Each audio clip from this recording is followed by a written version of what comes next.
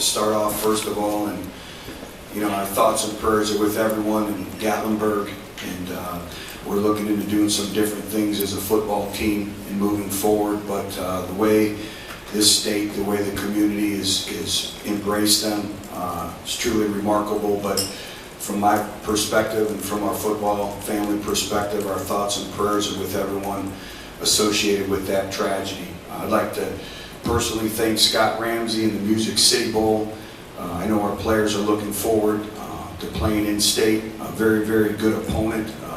When you look at Nebraska just from the outside, obviously they sit at 9-3. Two of their losses have come to two top 10 football programs. They started the season off 7-0. It's two historical two historical teams, two historical programs that are going to come together. And so we're excited about that with the quality opponent, and it's going to be a great challenge in moving forward. Currently with our football program, is our players are getting ready to go through final exams. Our staff and myself are in the middle of recruiting. Actually got back at about 4 a.m. this morning, and we'll head right out after the press conference. We'll begin the infant stages or beginning stages of bowl preparation. We did practice yesterday. I thought it was a very spirited, very competitive practice. And these practices are going to be critical for the development of our younger players, but also for our seniors. And it's very, very important that these individuals finish their careers the right way. And our time as a football team and Team 120 obviously is very, very limited. But there's a lot of things that we have to get accomplished throughout the course of bowl preparation, which will really heat up after this week, heading into the early stages of next week. That's when we'll really start our bowl preparation. I know there's been a lot of questions in terms of the program. I will tell you this: I will thoroughly examine everything in our football program, and moving forward, every amount of time where I'm not recruiting or not in a home or not in a high school, I'm examining that, and we'll continue to do that. And that's a process. You have to take the emotion out.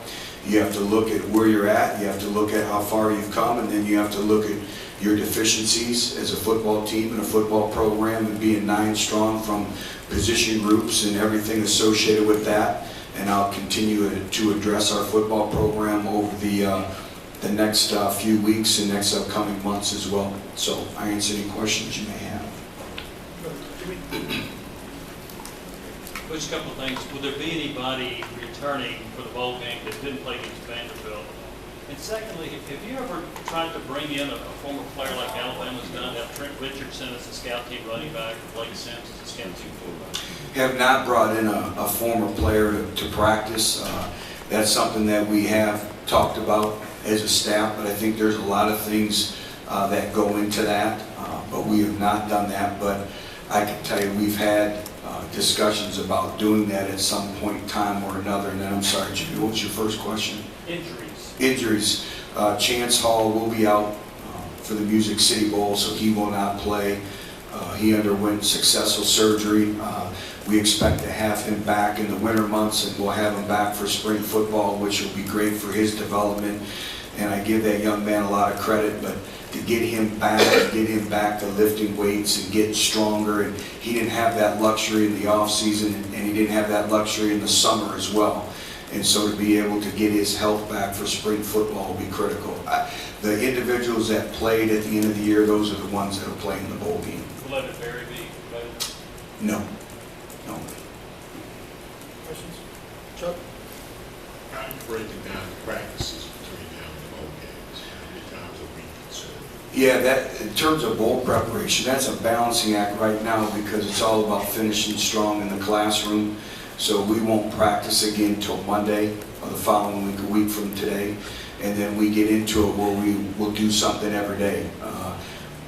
Some days will be longer practices than others. Some will be lifting days. Some will be mental days with mental effort and intensity in terms of meetings and walkthroughs. But we have a pretty strategic plan in place. But our players have done a great job with that in the last couple of years, and they've been through that routine, and I think that's really helped us.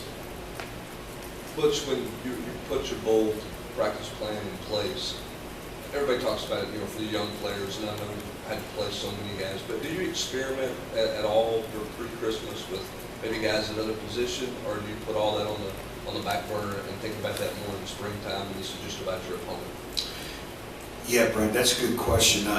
If there's somebody that we think can play multiple positions, we may have them do some individual drills with that particular position group and get it videoed and kind of see, what's the best position for him to succeed and also the best position for our football team and program and moving forward. But right now, I don't see anybody practicing at any different positions, but that's something that we do look at, we do talk about. John Bryce and Paul.